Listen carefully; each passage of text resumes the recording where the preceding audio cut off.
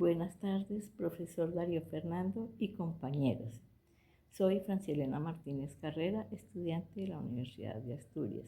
En esta actividad analizaré el caso de los hermanos Santiago Ríos y Mariana Ríos, quienes enfrentan un conflicto relacionado con la herencia dejada por su padre, el señor Humberto Ríos, quien falleció sin dejar testamento.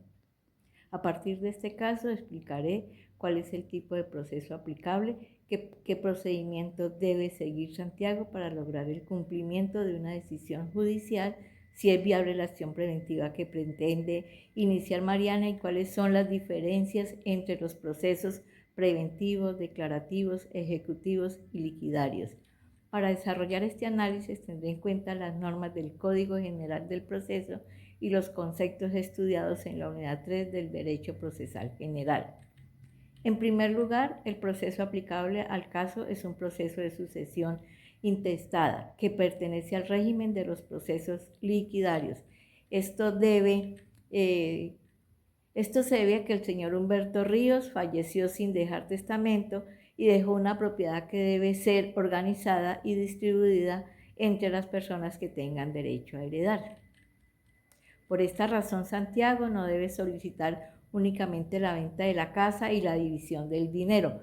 Primero es necesario adelantar el proceso de sucesión en el cual deben determinarse los herederos, identificarse los bienes que integran la masa sucesoral, establecer cuáles son los posibles pasivos y realizar los inventarios y avalúos.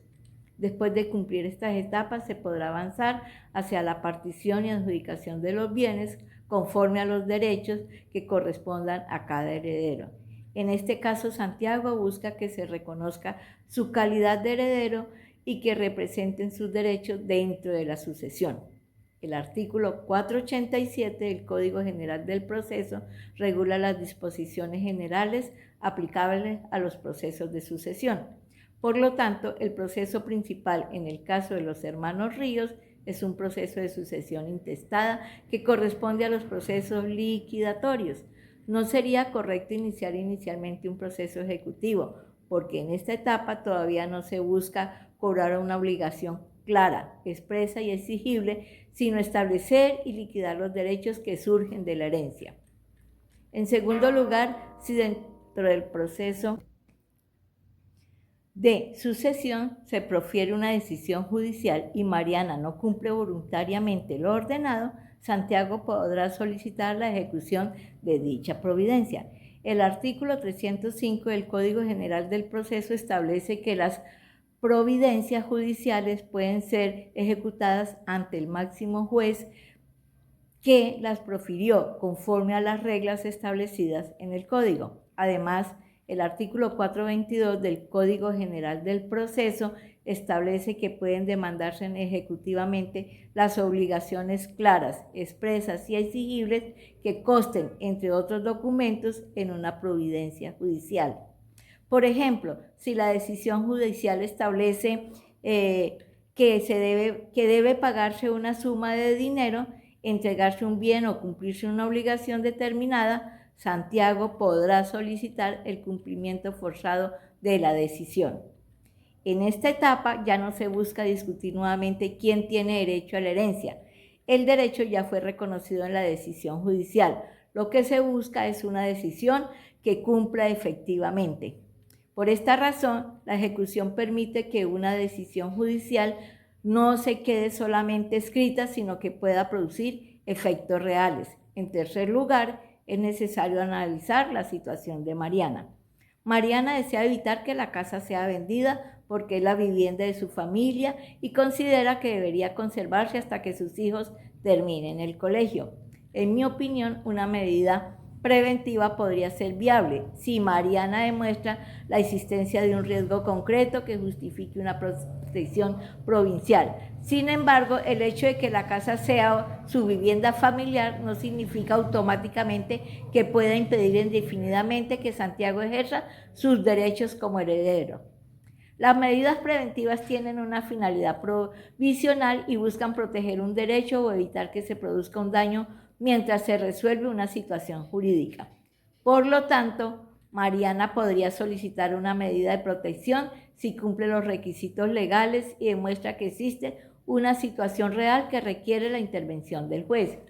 Sin embargo, esta medida no reemplaza únicamente para desconocer los derechos, el proceso hereditario de Santiago. Por esta razón, considero que la solicitud de Mariana podría ser analizada judicialmente, pero su procedencia dependerá de la existencia de un riesgo concreto, de la necesidad de la medida y de su proporcionalidad. Ahora, igualmente, los procesos preventivos tienen como finalidad proteger provisionalmente un derecho o evitar que se produzca un daño mientras se resuelve una situación jurídica. Los procesos declarativos buscan que el juez determine la existencia, inexistencia, modificación o extinción de un derecho de una relación jurídica que es objeto de controversia. Los procesos ejecutivos buscan obtener el cumplimiento forzado de una obligación clara, expresa y exigible que consta en un título que presta mérito ejecutivo. Finalmente, los procesos liquidatorios tienen como finalidad organizar, liquidar y distribuir un patrimonio o una masa de bienes. En el caso de los hermanos Ríos, el proceso principal es el proceso de sucesión intestada que pertenece a los procesos liquidatorios. Como conclusión, considero que este caso me permite comprender que la elección del tipo de proceso es una decisión fundamental dentro del ejercicio del derecho. Comprendí que los procesos preventivos, declarativos, ejecutivos y liquidatarios tienen finalidades diferentes y no pueden utilizarse indistintamente.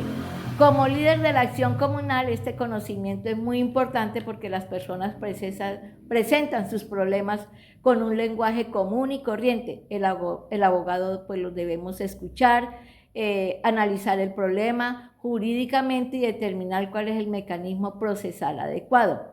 Una correcta elección del proceso nos lleva a proteger mejor los derechos y evitar errores y lograr que la justicia sea realmente efectiva. En este caso, el derecho procesal no consiste solamente en conocer las normas, sino también en saber cuándo y cómo utilizarlas estratégicamente. Muchas gracias.